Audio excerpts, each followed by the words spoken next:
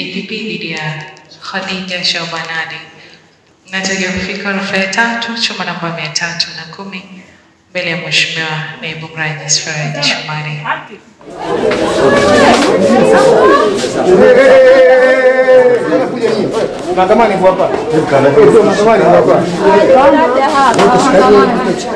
Mwanadada Khadija Shaban Ali mwenye umri wa miaka 34, mkazi wa Chukwani, bado anaendelea kusota rumande baada ya shauri lake kushindwa kusikilizwa tena kwa sababu ya jaji kudharurika. Uamuzi huo umetolewa leo tarehe 26 mwezi wa 3 2025 na naibu mrajis wa Mahakama Kuu ya Tunguu Zanzibar, Faraji Shomari Juma, ambapo amesema mtuhumiwa huyo atabaki rumande hadi Aprili 3 mwaka huu kesi yake itakaposikilizwa tena kwa hatua ya kutolewa maamuzi ya dhamana. Wakati maamuzi hayo yanatolewa, mtuhumiwa Khadija Shabani alionekana kuwa na simanzi kubwa kwa kuwa bado kesi yake inaendelea kupigwa kalenda. Mapema wakili wa serikali kutoka ofisi ya mkurugenzi wa mashtaka DPP Anwar Hamisi Sadun ameiomba mahakama kupanga tarehe nyingine kwa sababu jaji amepata dharura. Wakili huyo ameeleza kuwa shauri hilo lipo katika hatua ya kutajwa, lakini jaji ambaye anasimamia kesi hiyo amedharurika, hivyo mahakama ipange tarehe nyingine kabla ya kuahirishwa kesi hiyo. Huku upande wa utetezi wa kesi hiyo inasimamiwa na wakili msomi